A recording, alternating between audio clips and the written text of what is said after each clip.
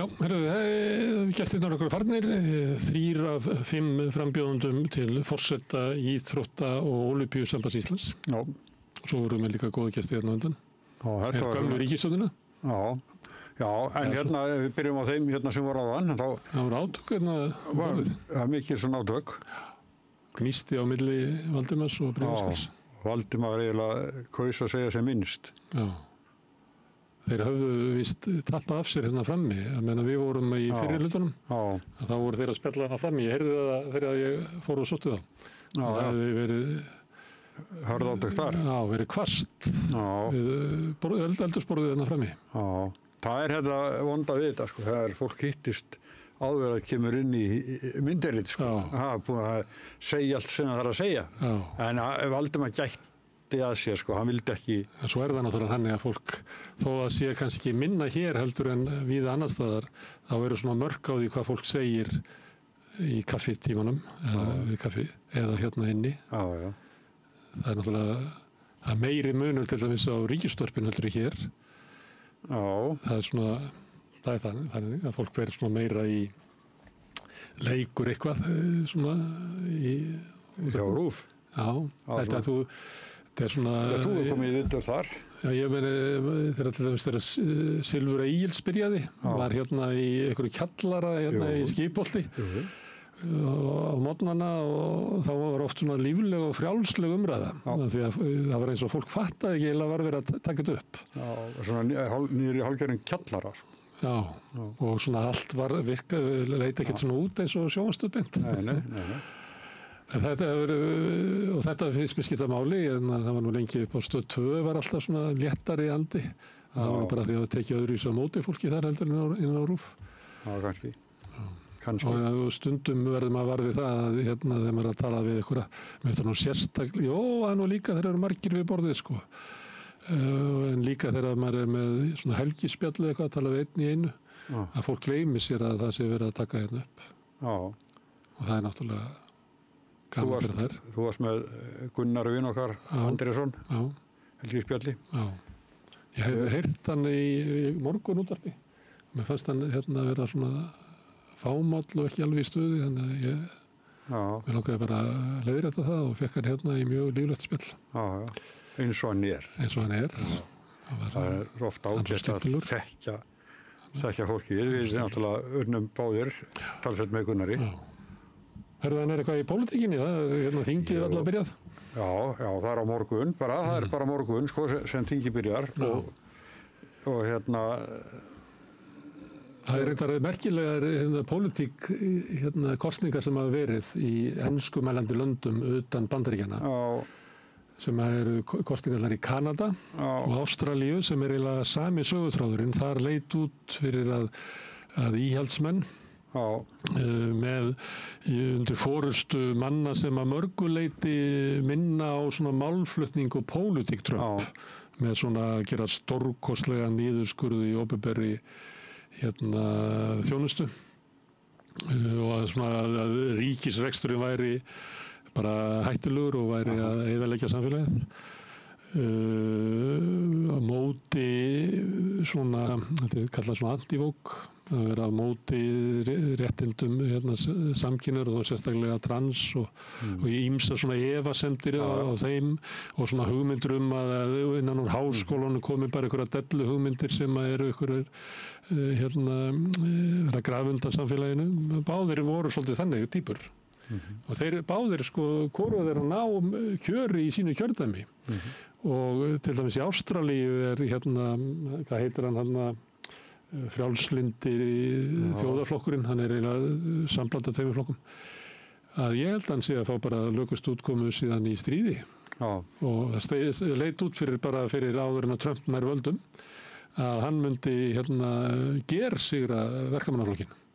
Sama gerðist í Kanada að þar var mikill svona augnakall nýhægriksins forystumaður í íhaldsmönnum en hann misti sitt þingsæti og frjálslyndi flokkurinn sem er svona einhver svona viðreisnarflokkur að hann vann stórsigur sem svona valkosturinn á móti svona trumpisma. Og mér finnst þetta áhugavert vegna þess að það hefur verið að tala svona upprisu hægrisins og það var eiginlega svona eins og óumflýjanlegt. Þetta væri bara holskefla sem væri að fara að leggjast yfir Evrópu. Bent á til dæmis góða útkomu valkostur fyrir Þýskaland, Alternative for Deutschland, sem að fekk orðinn næststærsti flokkurinn á þingi þar. Og núna ætla þeir að fara að úrskurða hann sem hann brjóti stjórnarskrána og banna hann. Það er stofnunin í Þýskalandi sem er með það plan. Þetta eru kosningar sem voru bara stuttu eftir að Trump náði völdum. En á vinstri kantinum þar að þá var flokkur Söru Wegenknecht sem að var svona með að mörguleyti tekið upp svona ákveðin sjónarmið sem að vanalega verið hægra megin, varðandi innflytjendur og ýmislegt svona íhaldssemi í persónulegum málum það kallað í amerískum stjórnmálum. Að hann náði ekki ná þing þótt að það hefði verið 10 þingmenn gengið úr Tælink eða vinstriflokknum yfir til þeirra og þeir mistu allir þingsætið sitt. En Tælink bætti töluvert við sig og kom peka ágætiskosningu svona með við þeirra sögu. Þetta eru flokkur sem á rætur að rekja í kommunistaflokku Austur-Þýskalands og er svona sterkari austamegin eins og Alternative for Deutschland og Sara Wegenknecht líka. Þannig að það er svona ýmis merki þessu svona öfug áhrif Trump að hann safni saman að verði eins og hélt í gamla daga samfylking gegn fasisma að það verði svona breiðari samstaða einhvern svona annan valkost því að við gætu sagt að meirihlutinn í borginni væri svona það sem að myndað, sósíalistar tóku þátt í því, meðal annars þess að koma í veg fyrir einhverja hægristjórn. Það var svona ákveðin hætta á að hér yrði meirihlutasamstarf Framsóknar, Sjálfstæðisflokks, Flokks fólksins og Viðreisnar, sem er svona allt hægra litrófið. En ég held að Sanna Magdalena og sósíalistar tóku ákvörðun það að stíga þarna inn til að bara koma í veg fyrir það. Þannig að mér finnst þetta mjög áhugavert og Inga Sæland náttúrulega það vildi ekki taka þátt í samfélkingunni með Sjálfstæðisflokknum Helgu Þórodóttir með borgarfulltrúi og þeirra bara nei, það ekki í þessa stjórn. Það er ef þú ert að horfa út frá svona samfélking gegn fasisma þá telur það að vera kostur að halda flokki fólksins þarna megin í litrófinu en ekki láta þetta hægra megin sem er gæti alveg gert og þú munum eftir ýmsar kosningar að þá einhvern tímann fór Inga með Sigmundur Davíð á Bessastaði, mætti geta því? Nei. Jú, hann fekk far með honum. Þannig að þá var hann að reyna svona ná henni til sín með einhverjum hætti. Svipað og Viðreisn náði bestaflokknum einu sinni, bara í aftursætið. Það er náttúrulega, Það er þessar kosningar, en síðan eru einar kosningar sem eru alveg öfugar við þetta. Það eru kosningarnir í Bretlandi, þar sem voru svona sveitarfélagakosningar. Það sem að umbótaflokkur Farage vann gríðarlegan kosningarsigur. Að stærstu leyti tók að fylgi frá íhaldsflokknum sem er í einhverju ótrúlegu tjóni þar og enda segir Farage núna að hann er raunverulega forysta stjórnarandstöðunnar gegn ótrúlega óvinsælli ríkisstjórn verkamannaflokksins undir forystu Keir Starmer sem nýtur lítils trausts. Ég held að segja 62% kjósandi í Bretlandi sem ber ekki traustinn hans og eitthvað bara 26-7% sem að treyst honum. Þannig að það er valla nái að halda meirihluta trausti meðal þeirra sem að þó ætla að kjósa verkamannaflokkinn. Hann er með stærsta meirihluta verkamannaflokksins bara í sögunni held ég. Hann flaug þar inn meðal annars út af hruni íhaldsflokksins. En hefur spilað einhvern veginn þannig út úr þessu og mér finnst gaman að lesa svona greiningar á þessu í Bretlandi þar sem er talað að ástæðan fyrir þessari niðurstöðu kosningarnar er náttúrulega að hann hefur fært verkamannaflokki svo mikið til hægri og meðal annars tekið undir ýmislegt í svona kröfum, harðari aðgerðir í innflytjendamálum og tekið undir svona hann er svona eins og bleristi og eins og þú veist, Clinton náttúrulega ekki vinstri maður, en svona, þetta voru menn sem voru, það svo kallað að vera tough on crime, það sem þú tekur og þykist vera meiri hægri maður í svona, sýnir af þér eiginlega meiri anstigð heldur en hægrið til þess að halda fylgi. En þá einhvern veginn engin vörn gagnvart þessum svona upprisu trumpismans í Bretlandi og það leiði til þess að faras nær fylgi frá verkamannaflokknum. Mikið í norðurhéruðunum þar sem að fólk býr við lakari kjör. Það bara miklu meira ójafnvægi í Bretlandi saman við landsframleiðslu út í sveitunum eða út í dreifðari byggðum, út í svona riðbeltunum og miðað við til dæmis í London og stærri borgunum heldur en að við þekkjum á Íslandi sko. Og þetta pólitísk svona breyta sem í pólitík í Bandaríkjunum, í Frakklandi, í Bretlandi og víðar sem að við kannski áttum okkur ekki alveg á. Að það munur á því að búa það sem bara búið efnahagsleg hjöðnun á árum og áratugum saman eða búa það sem bara svona einhver svona velsæld inn í miðjum borgunum, annars konar hugafar sem að verður í pólitíkinni. Með þetta áhugavert. Ég veit ekki hvort þetta muni hafa einhver áhrif á íslensk stjórnmál. Það sem að gerast helst í íslensku stjórnmálum, það er hérna upprisa samfylkingar.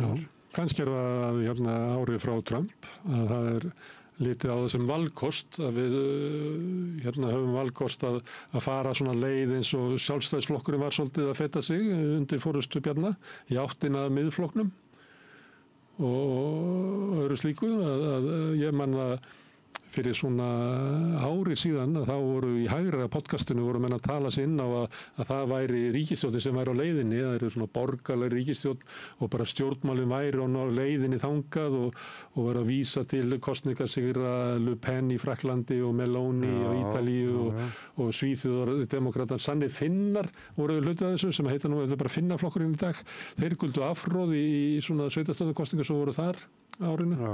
Og það sem að kjósendur eru fannir að velja einhvern valkost sem eitthvað annað en þessi trumpismi. Og ég held að þetta eftir að gerjast töluvert. Þetta sé frekar þannig sveifleikur heldur en persónulegt fylgi Kristrúnar. Nei, ég held að það persónulegt fylgi augljóslega sko. Já, en ég held að ef maður er að horfa á þetta í samhengi við kosningaúrslit annars staðar. Og það þannig að Trump hefur gríðarlega áhrif. Bara, ég meina, hann í öllum fréttum og líka hvernig hann svona hegða sér, hvernig hann beiti valdi sínu.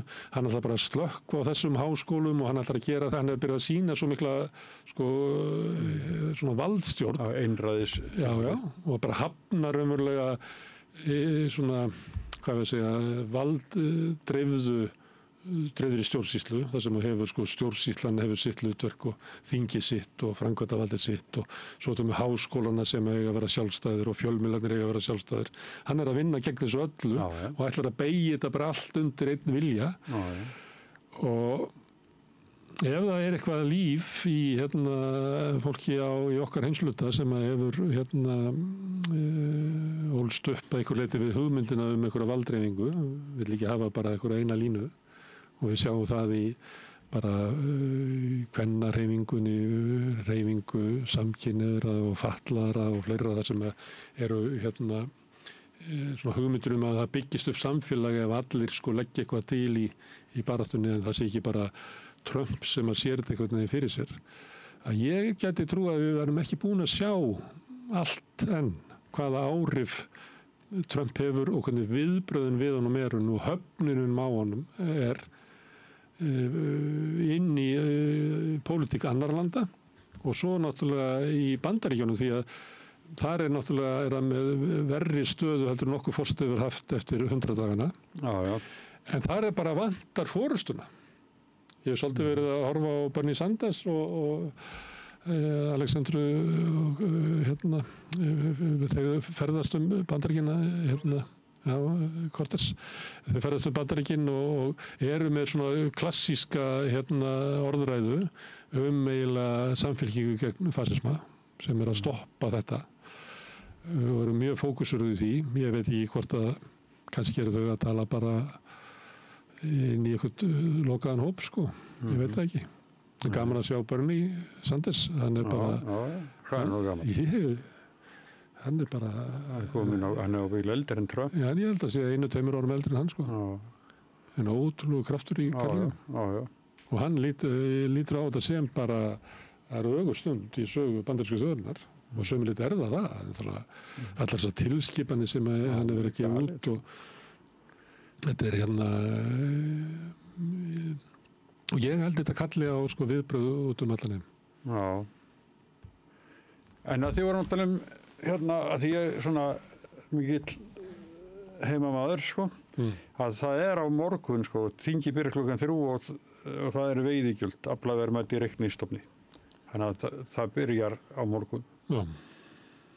Og þá sjáum við líka hverju vera harðast í andstöðinni. Mér finnst svolítið merkilegt hérna það sem að fylgjast með að Guðrún Hafsteinsdóttir, formaður flokksins, Sjálfstæðisflokksins, og Hildur Sverrisdóttir, formaður þingflokksins, að þær sé að taka þátt í einhverju hérna